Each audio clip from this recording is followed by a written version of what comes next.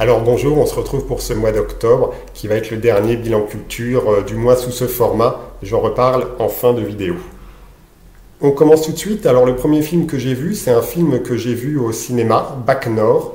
C'est un film qui honnêtement est sorti il y a un petit moment mais que je n'ai vu que maintenant. Ce film parle de quelque chose qui s'était passé dans les quartiers nord avec la Bac Nord à Marseille.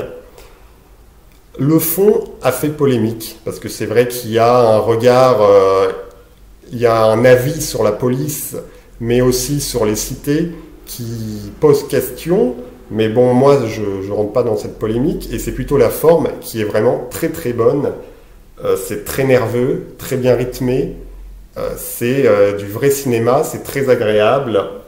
Peut-être une deuxième partie un peu plus molle, mais sinon c'est quand même on va le dire, une claque. Le deuxième film que j'ai vu ce mois-ci, c'est un film de Bruno Dumont, La vie de Jésus. On va suivre un jeune dans une ville dans le nord de la France. Il ne fait pas grand-chose. Alors ce film est plutôt très bien. Il y a des choses très positives. Notamment, on va filmer la campagne, on va filmer les jeunes qui s'ennuient, les jeunes qui n'arrivent pas à communiquer. On va aussi les filmer en train de faire de la mobilette, et ça c'est plutôt agréable. Après, il y a d'autres choses, c'est du Bruno Dumont, donc je comprends pas tout. Et puis, il y a des choses un peu gratuites. Mais ça reste plutôt très bien, et je pense que c'est sûrement l'un des meilleurs films, l'un des films que j'aime le plus de ce réalisateur. Ensuite, je suis retourné au cinéma voir Dune, le dernier film de Denis Villeneuve.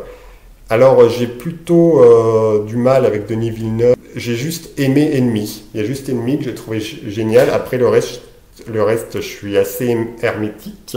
Alors là, Dune, c'est du coup l'adaptation du roman qui avait déjà été adapté par Lynch, David Lynch, je crois, dans les années 80. Adaptation que j'avais pas vraiment aimée, hein.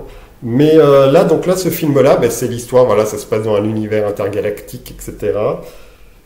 Sur la forme, c'est extrêmement impressionnant, visuellement, avec la musique, le son, etc. Il y a un travail assez incroyable et très très impressionnant, d'autant plus quand on est dans une grande salle, dans un cinéma.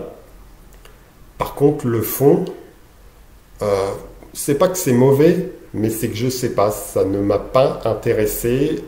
Je m'en fiche un peu de cet univers parallèle où il se passe des choses incroyables avec des vaisseaux spatiaux, etc. Ça m'a pas du tout intéressé et c'est un peu dommage. Alors ensuite, j'ai vu un film suédois, Morse, un film fantastique où on va suivre un enfant dans sa banlieue, en gros. Alors, c'est très bien fait. Par contre, je n'ai pas compris qu'est-ce que ça racontait. Je comprends pas, je suis pas rentré dans le truc. Puis, j'ai vu encore un film de Rohmer, malgré que j'en avais fait une sorte de petite...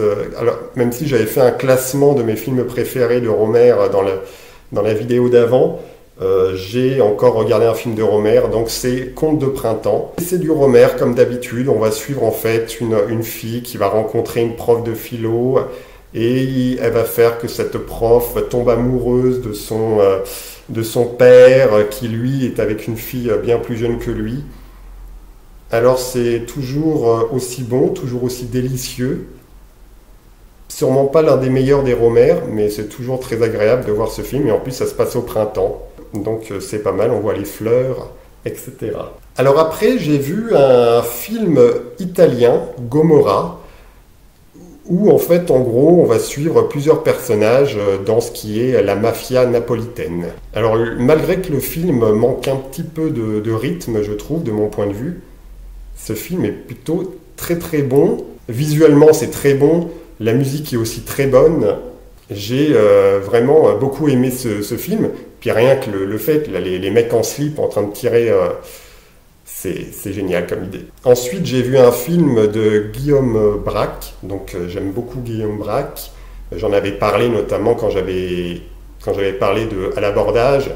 Mais aussi, j'ai découvert Guillaume Braque avec Un monde sans femme, qui est pour moi un film, un petit bijou, un très bon film. Donc là, c'est Tonnerre.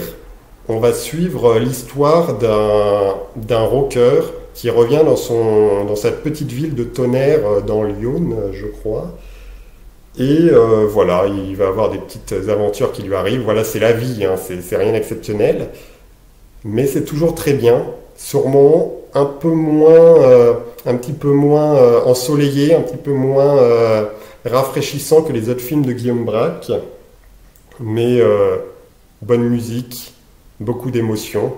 J'aime beaucoup ce cinéma. Ensuite, je suis allé au cinéma voir un petit film qui vient de sortir, Julie en 12 chapitres, qui est un film norvégien.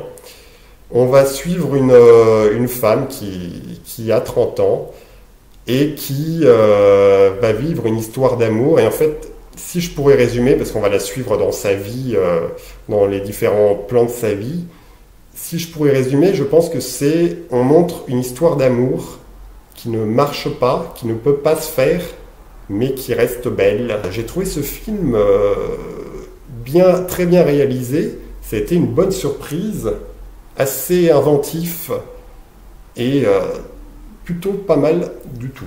Et enfin, le dernier film que j'ai vu ce mois-ci, c'est Illusion perdue. Donc je suis allé le voir au cinéma, il vient de sortir. Alors j'avais lu le livre il y a de ça quelques mois. J'avais trouvé ce livre vraiment génial. Pour résumer à nouveau l'histoire, c'est l'histoire de d'un jeune poète qui monte à Paris. On est au début du 19e siècle et il essaye de faire fortune, de percer. Alors ce film, je le trouve plutôt très bon. Une réalisation très honnête, du sexe, ça fait plaisir. Un petit peu déçu quand même, parce qu'il y a des choses qui pour moi me paraissaient centrales dans le roman qui ne sont pas dans le film, et puis certaines choses qui manquent un peu de subtilité, mais ça reste un très très bon film. Je pense un film qu'il faut soutenir. Et voilà, après le livre est tellement dense que je comprends qu'on ne puisse pas tout mettre dans le film. Alors voilà, ça c'est les films que j'ai vus. Ce mois-ci, j'ai aussi lu des livres. Alors le premier livre que j'ai lu, c'est Paris est une fête, donc un livre d'Hemingway. Il raconte un petit peu sa vie dans le Paris des années 20. J'ai un avis assez ambigu sur ce livre, parce que d'un côté, c'est très sympathique, même si je trouve que ça prend un peu de temps à se lancer. C'est très intéressant ce voyage dans les années 20, mais il n'y a pas vraiment de nostalgie dans son texte. Et puis c'est un Paris qui finalement n'existe plus. Donc je suis très ambigu sur ce livre. L'autre livre que j'ai lu, c'est L'homme révolté, donc un livre de Camus. J'aime beaucoup Albert Camus, notamment L'étranger, qui est un de mes livres préférés.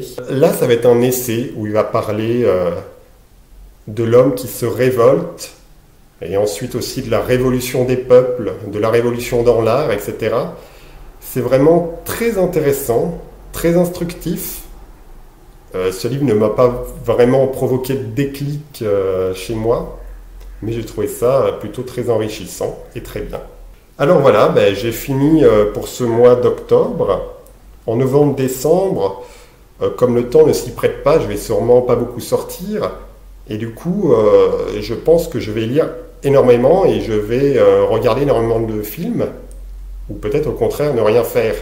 Et c'est vrai que c'est un peu le problème, je pense, avec ce format de point culture, ce format de bilan culture, c'est que j'ai pas cette liberté. Il faut que chaque mois, j'ai suffisamment, sans en avoir trop non plus, parce que je parle de tous les livres que je lis et de tous les films que je vois, ce qui est plutôt long et ce qui est plutôt exhaustif sans être particulièrement intéressant. Voilà, donc bon, du coup, j'arrête cette série de vidéos. Ça aurait eu le mérite, je pense, de faire vivre la chaîne, même si, on va pas se cacher, c'est pas un succès incroyable. Je pense que c'est surtout une réussite personnelle. Ça m'a permis de me développer à l'oral. Mon but, c'était surtout apprendre à parler devant une caméra. Je ne sais pas si c'est réussi, mais on a essayé. Et puis aussi, ça m'a permis, je pense, de lire davantage, ce qui était aussi un de mes objectifs en commençant l'année. J'ai lu quand même déjà, là, fin octobre, 22 livres, ce qui fait, j'ai trouvé une étude qui a été réalisée par Ipsos en 2019, Les Français lisent en moyenne 21 livres par an, donc je suis un petit peu au-dessus. Bon, je vous laisserai juger les chiffres. Et on est grand lecteur à partir de plus de 20 livres. Donc du coup, je serai considéré comme un grand lecteur cette année. Il fallait dire qu'en 2019, je n'avais lu que 14 livres, et en 2020, j'en avais lu 20, donc 22 cette année. C'est un peu mieux. Les films, voilà, alors j'ai déjà vu 116 films là. Du coup, c'est quand même pas mal parce que c'est plus qu'en 2019 où j'en avais vu 113. Bien sûr, c'est pas autant qu'en 2020 où j'en avais vu 302, mais c'est pas mon but d'en voir autant. Voilà, je pense revenir courant janvier pour vous parler de novembre et de décembre et surtout faire un bilan de la culture pour toute l'année 2021. Voilà. Eh bien, on va se quitter comme ça alors. Au revoir.